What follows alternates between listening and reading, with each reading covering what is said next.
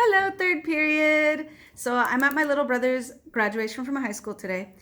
This work is to be turned in the period boxes by the end of the period, no exceptions. And it's worth double points. So good luck, and here we go. So the first thing you're going to notice is that we're learning a bunch of laws of exponents. This one's called the product rule, okay? The product rule. What happens when you multiply powers? So look at this one. We got 3 to the 2 times 3 to the 5. So 3 to the 2 times 3 to the 5. How you do that? Well, they kind of give you the example here. They go 3 times 3. That's 3 to the 2, right? And then the other one is 3 to the 5. So for 3 to the 5, they have 5 3's right here. 3 times 3 times 3 times 3 times 3. So that's the 3 to the 5 one. So all together total, this ends up being 3 to the 7. So this is the product rule, okay? I want you guys to do these ones on your own. 2 times 2 to the 6. Write it in expanded form, and then write it in exponential form. So when you're done with these ones, you'll see that there's a rule here. Okay, so I'm going to write it down for you. So when you multiply, everybody should be writing this down on their worksheet. When you multiply powers with the same base, you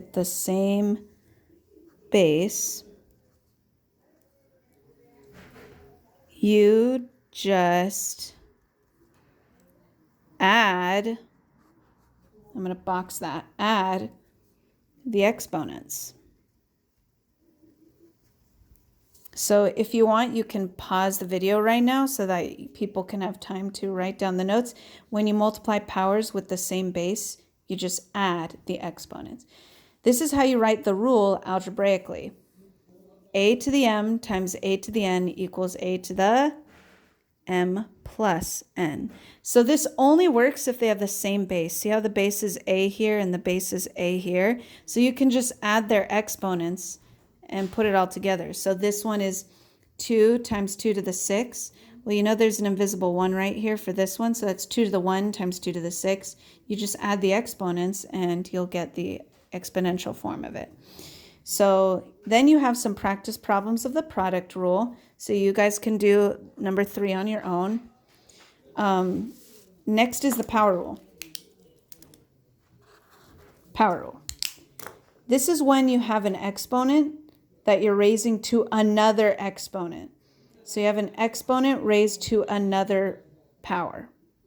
So for this one, 5 to the 2 raised to the 3, that's like saying 5 to the 2, which is just 5 times 5, times 3 times. So 5 to the 2 times 5 to the 2 times 5 to the 2, right? I'm actually going to write that down. 5 to the 2 times 5 to the 2 times 5 to the 2. That's what 5 to the 2 to the third power is, right? 5 to the 2 to the third power is 5 to the 2 times 5 to the 2 times 5 to the 2, which is the same thing as saying 5 times 5 times 5 times 5 times 5 times 5. So then now it's just, this is the same thing as just saying 5 times 5 times 5 times 5 times 5 times 5.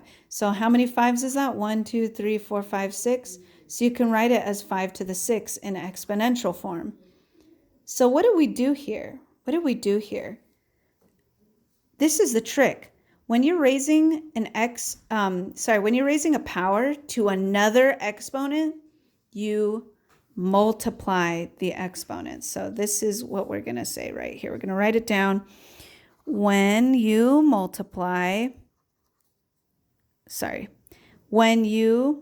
raise a power to another exponent, so when you raise a power to another exponent, you multiply the exponents. So if you want, you can pause the video so that you can see this part and take it down in your notes. When you raise a power to another exponent, you multiply the exponents. And here's the algebraic version of it. So a to the m raised to the n is just a to the m times n. So basically you're saying that if you have a power and you raise it to another exponent, then you just multiply the exponents and then you'll have your answer. So here we could have just done 5 to the 2. I'm going to just do this one as an example. 8 to the 5 raised to the 4. You can just do this. 8 to the 5 times 4, and that's 5 times 4 is 20, right? So it's going to be 8 to the 20. So that's what you get for your exponential form here, 8 to the 20. Okay. All right, turn the page. All right, now we got the quotient rule. Oh, number 3 is more practice for you guys. Quotient rule. This one, quotient, remember it means you're dividing. So actually, you guys don't even need me to tell you all this. You could probably figure this stuff out on your own. So 6 to the 9 over 6 to the 4. When you're dividing powers of the same base, look what happens. 6 to the 9 is 6 times 6 times 6 times 6 times 6 times 6 times 6, all over 6 to the 4, which is 6 times 6 times 6 times 6. You can cancel out some of those 6's, right? And then you're just left with 6 to the 5, which they wrote right here. So look what happens. Basically, you're just subtracting the top exponent, subtracting the bottom exponent. That's all you're doing. So 9 minus 4 is 5. So then you got 6 to the 5. So here's the rule. When you divide powers with the same base,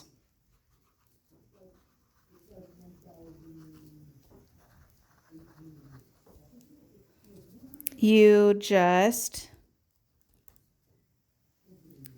take the top exponent and subtract the bottom exponent. So subtract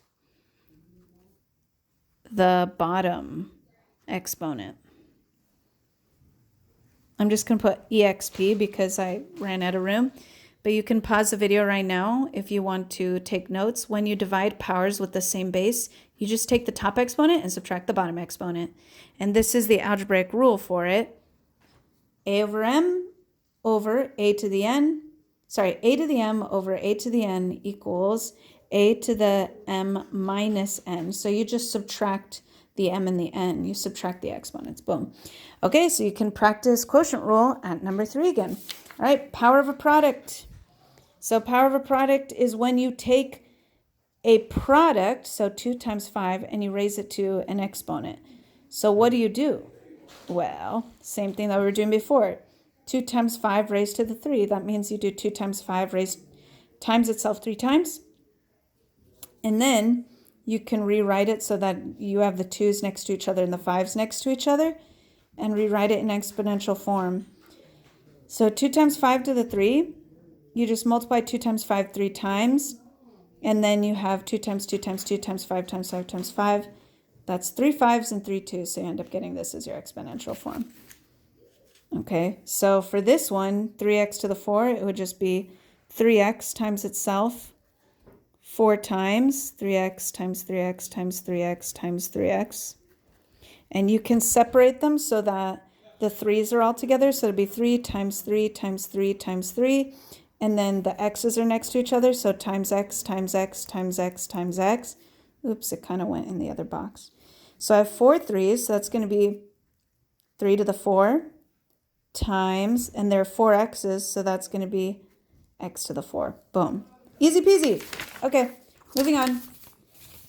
You can do this one on your own. So this is the rule, is that when you have a product raised to the power, you can just literally, it's kind of like distribution. So I'm going to say this.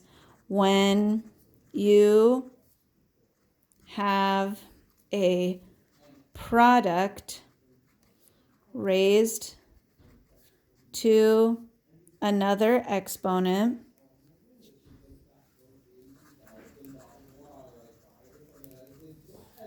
when you have a product raised to another exponent, each variable is raised to the exponent. So it doesn't even matter if they're the same base. So go ahead and you can pause the video if you want, so you can take these notes. When you have a product raised to another exponent, each variable is raised to the exponent.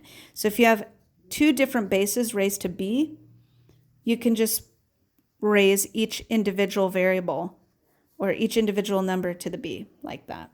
And then you can practice number 3 on your own. All right, last one, power of a quotient. All right, quotient means that you're dividing, y'all. So 3 over 5 raised to the 2. You've got a fraction raised to a power. Then you can actually do the same thing as if it were just a normal number. So 3 over 5 raised to the 2 means 3 over 5 times 3 over 5. Which means you can just, since you're multiplying these fractions, you can just multiply the numerators. So 3 times 3, multiply the denominators, 5 times 5. And that's just 3 squared over 5 squared. See that? Easy peasy. So this is the rule. So when you raise a quotient to an exponent, the numerator and, in big caps, and the denominator